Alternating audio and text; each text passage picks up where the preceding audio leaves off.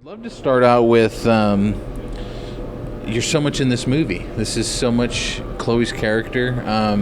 When you first read the script, what was it that was like, wow, this is a meaty role? Is that what attracted you to it, or was there a specific sequence? I mean, what really got you wanting to try this out? That's a great question. Thanks. To be honest, when I first read it, I didn't think I was right for the part. I I read it and I just thought it was made for somebody else. Samantha scheduled a staged reading with a few local folks and asked me to play Chloe, and I was really excited, even though I didn't think it was for me. And I said, yeah, sure, I'll play Chloe. I'll read for Chloe. And as I was reading it, I just started to kind of drop in. But in the back of my mind, I thought, there's no way I'm going to play this character. So we read it on the stage. We got some really good feedback from the audience. And then a couple weeks later, Samantha and I were having lunch or something, and she said, the more I keep editing this, the more I just keep seeing you in this role. And I was like, well, that's really funny because I can't stop thinking about this character. And once Samantha invited me to be a part of to be Chloe, I really just, everything just kind of faded away, and I just got to know this character, what she was running from, what she was running to, what she wanted, and the relationship with the father really was a really interesting journey to take with her. So that was kind of a pivotal moment when Samantha invited me, and then just kind of getting into that space. Everything else kind of melted away. I love that. There's a reveal of who got a young Chloe the dog, and I don't want to spoil that, but I'm curious, did you create your own backstory with the father, or did you give a little bit more meat to why she was the way she was when she first saw him, picking her up? How much of the backstory did you create on your own, kind of knowing that there would be this difficulty of characters on screen battling each other? Because I love that when y'all are fighting in the car and him smoking and all that. I love those little intricacies that fit, but I feel like that must have come from just you compiling some type of deeper story of where she was coming from. Yeah, I did compile a backstory with the father. I pulled a little bit from my own experience on the planet, just butting heads with folks in my own family. Everyone can kind of relate to just family dynamics. And then when Chris came on set, we started working together a lot about just the nature of their time apart. There's been so much time apart for these characters, and that time creates a world of its own. So Chloe's coming from this place, and Mac is coming from this place. Obviously, Chloe doesn't know that Mac is just going to be showing up, and it's just this huge problem, this huge sort of opposition that comes together. So I did work on some backstory, and we met with Richard Waterhouse, who helped us sort of work through. He's an acting coach and director in the Vermont area. He gave us some really good pointers. Samantha helped us with the directing and things like that, but Chris and I just kind of navigated those waters together. And through the script, I just sort of wrote out where Chloe might be coming from, a couple different choices to take. Yeah, I was amazed. I think Samantha, that whole team's like a UCLA group, like a bunch of Bruins. And then you're coming from Vermont, a different area. How seamless was it getting to work with Samantha? Eric, the DP, working with Super 16. That must have been a real close-knit family to kind of dive into, a different feel from most films where they're kind of picking and prodding from different places. I feel like this producer team, they all have known each other for as long as a family would. Yeah, it was amazing. I've known Samantha for a few years. I knew Jonathan Wysocki, just from, I think I met him in New York. I knew Maria Rosenberg, and that was it. That was all I knew. Those were the only people I knew on the crew team, aside from some of the cast members I knew. But it was kind of incredible the way we all seamlessly worked together. The film crew started to come in, and everyone was just such a pro. This was my first feature, so I wasn't really sure what to expect. We were on the road, so I wasn't really sure what to expect. There was a lot of unknowns, so we all had kind of unknowns too, so we all just kind of like invested in the human connection, because it was like, we don't know where we're going today. We kind of know, we're not sure. We might be at the Grand Canyon. We're pretty sure we're going to go to the Grand Canyon today. So it was really magical getting to know the folks, and everyone was just such a pro to work with.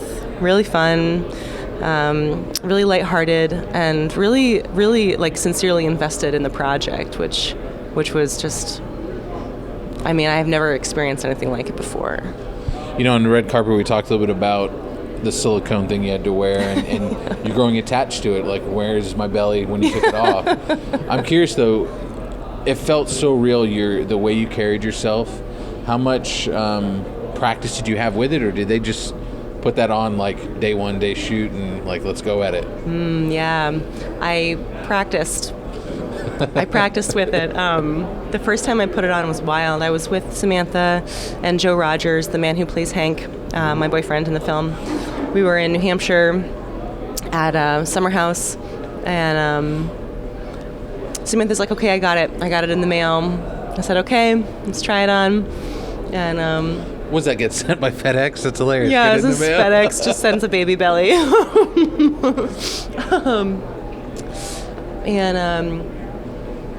go into the bathroom and try it on.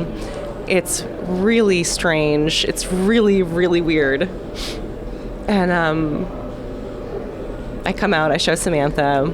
Joe's there, who needs to know what it looks like because he's going to play my boyfriend. And I'm the father of the child. And it just dropped in. I looked at him, he looked at me, and we're like, okay, we're playing these characters. This is my baby, this is our baby. And the heat, especially when we started shooting, the heat, California was on fire. There was forest fires all over the place. It was really hot. And it just made me kind of sink into this belly. And then I started to kind of waddle around a little bit. We would go into a convenience store and people would ask me questions about the baby.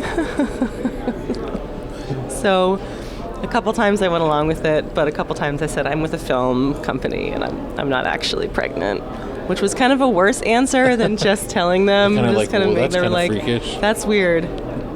Why didn't you just take it off before you came? Yeah, I worked with it a little bit, and the heat helped me kind of settle into that. I've done a lot of sort of body work and movement work in my acting training, and that's helped just be aware of like bodies in space and how certain props change the way you move. Very nice. I was amazed at how sweet of an ending this movie has. When you read the script, did you like the way it went? Because it could have gone in many different ways, but I like it. Kind of leaves a little bit to question, but it also, there's a sweetness to it. We're left with your character in a moment that could be something great, or who knows. Yeah, it is. There's a little bit of closure, but there's almost like this kind of inhale of what's next for this woman, what's next for this couple.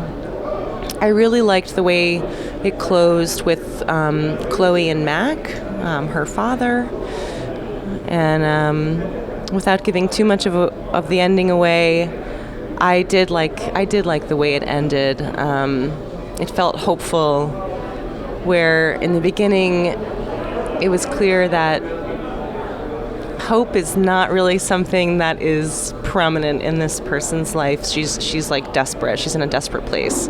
And so she's kind of making choices based on this feeling of like this sort of cagey desperation, and I gotta get out, I gotta go, I've gotta flee. And then at the end of the film, there's this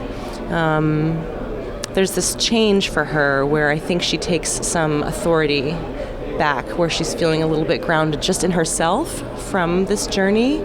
And I liked it. Yeah. So I've got to ask, Melanie here at the festival does a wonderful job of programming women filmmakers, producers, based films. I don't think we see this film done the way it is if it wasn't Samantha making it or a woman behind the scene. Yeah.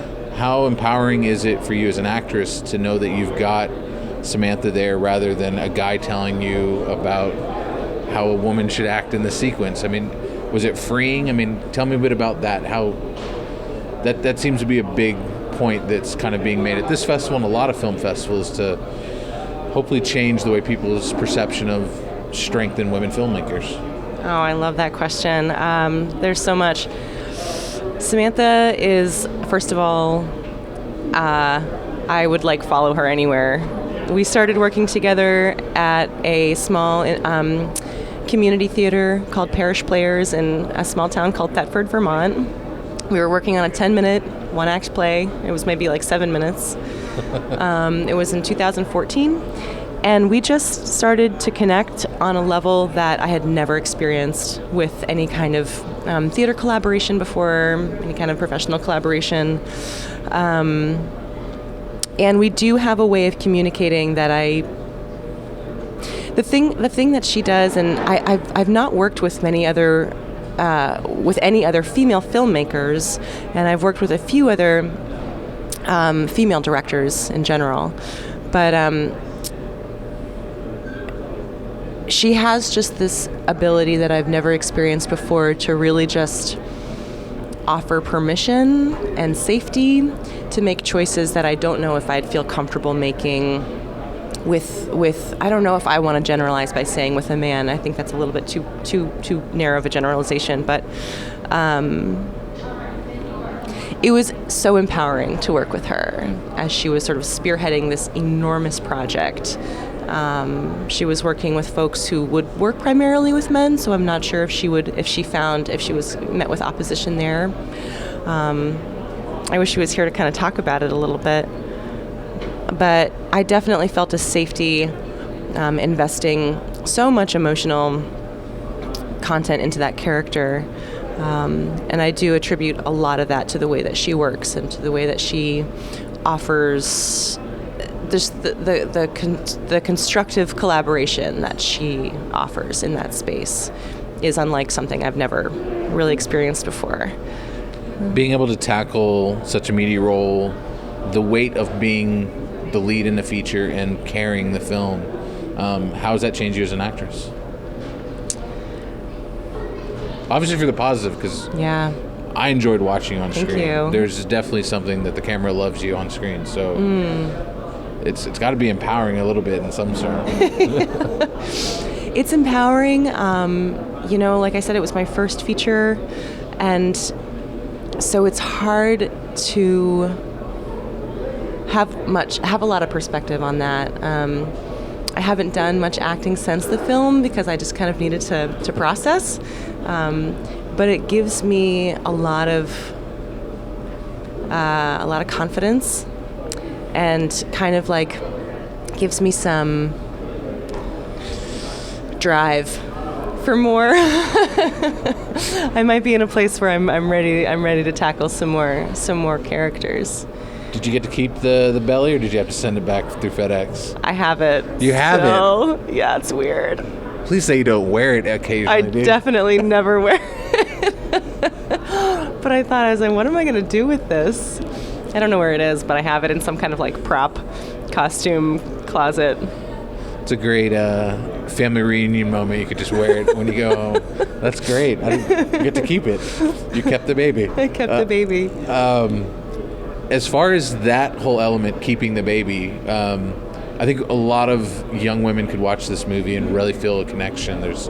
Have you felt that from audiences?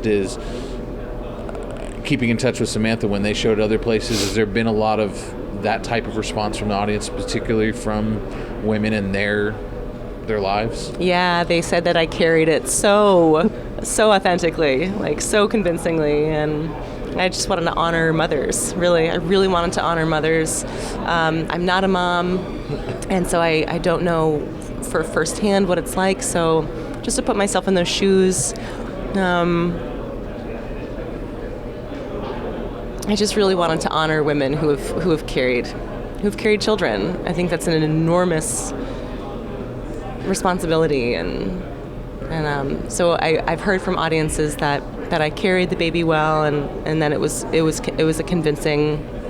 Some people asked me how I planned my pregnancy around the film, and I had to tell them I wasn't really pregnant. That was like number one compliment. Wow. Yeah.